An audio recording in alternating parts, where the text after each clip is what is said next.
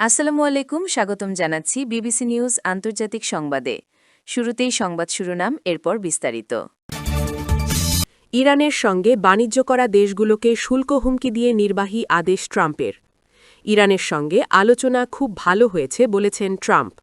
নাইজেরিয়ায় ডাকাতের হামলায় নিহত ৩০। সীমান্তের রুশ হামলা, পোল্যান্ডের ২ বিমানবন্দরে ফ্লাইট বন্ধ। দর্শক, এতক্ষণ শুনছিলেন সংবাদ শিরোনাম। এখন বিস্তারিত। আপনি যদি ইসরায়েলের ধ্বংস চান এবং মুসলিমদের পাশে থাকেন, তাহলে ভিডিওতে লাইক করে চ্যানেলটি অবশ্যই সাবস্ক্রাইব করে দিবেন এবং আপনার মূল্যবান মতামত অবশ্যই কমেন্টে লিখে জানিয়ে দিবেন। এখন বিস্তারিত। ইরানের সঙ্গে বাণিজ্য করা দেশগুলোকে শুল্ক হুমকি দিয়ে নির্বাহী আদেশ ট্রাম্পের।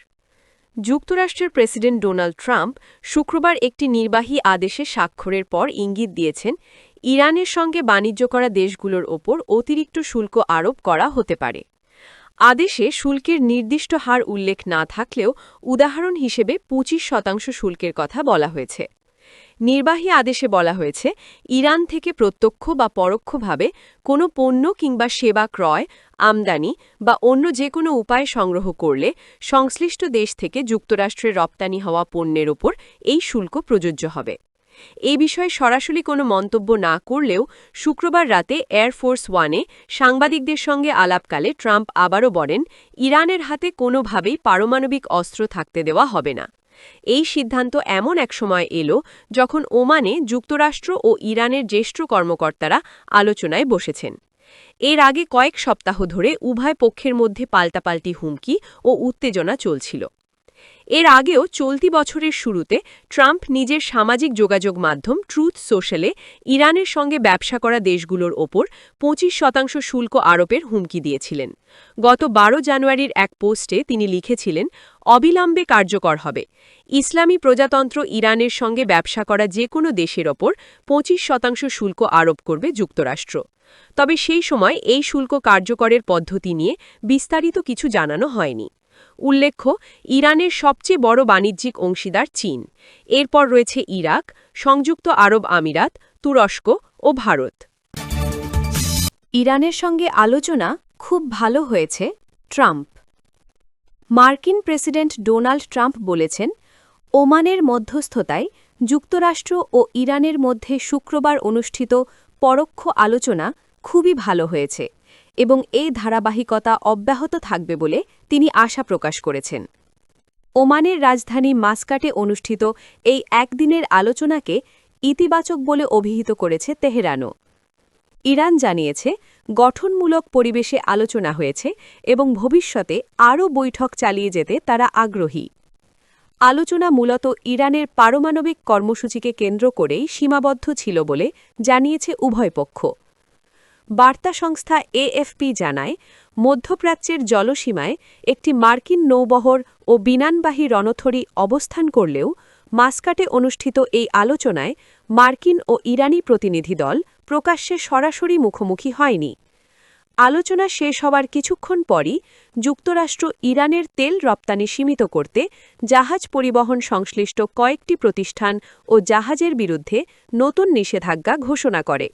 তবে এ পদক্ষেপ আলোচনার সঙ্গে সরাসরি সম্পর্কিত কিনা সে বিষয়ে কোনো স্পষ্ট ব্যাখ্যা দেওয়া হয়নি। গত বছরের জুনে যুক্তরাষ্ট্র ইরানের পারমাণবিক স্থাপনায় হামলা চালিয়ে ইসরায়েলের সঙ্গে যুদ্ধে জড়িয়ে পড়ার পর এই দুই প্রতিপক্ষের মধ্যে এটিই প্রথম আনুষ্ঠানিক আলোচনা। নাইজেরিয়ায় ডাকাতের হামলায় নিহত ৩০ জন।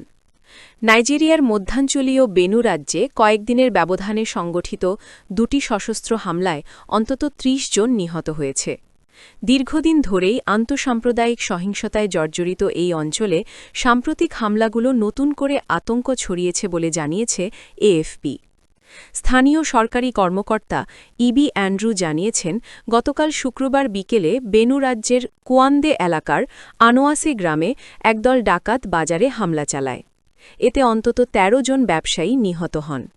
তিনি আরও বলেন, হামলাকারীরা বাজারে ঢুকে এলোপাথারি গুলি চালাতে শুরু করে।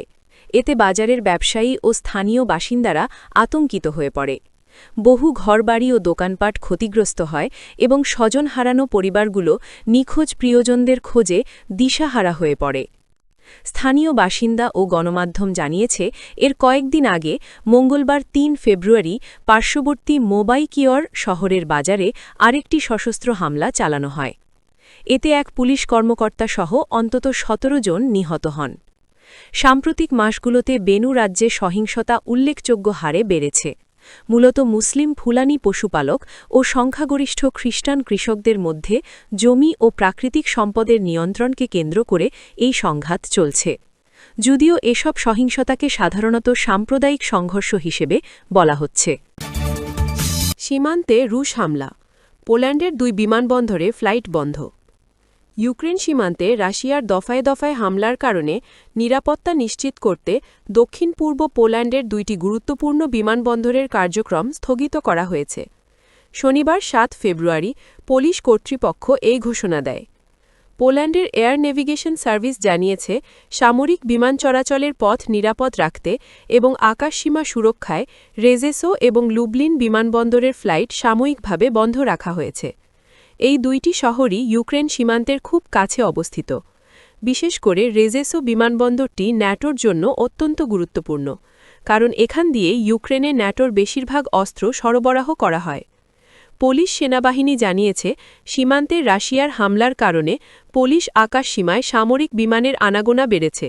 আকাশসীমা নিরাপদ রাখতেই এই আগাম সতর্কতা বা প্রতিরোধমূলক ব্যবস্থা নেওয়া হয়েছে। Flight tracking service flight radar 24 জানিয়েছে, ন্যাটোর সামরিক বিমান চলাচলের সুবিধার জন্যই সাধারণ ফ্লাইট বন্ধ রাখা হয়েছে। উল্লেখ্য, গত মাসেও একই কারণে এই এলাকায় বিমান চলাচল সাময়িকভাবে বন্ধ রাখা হয়েছিল।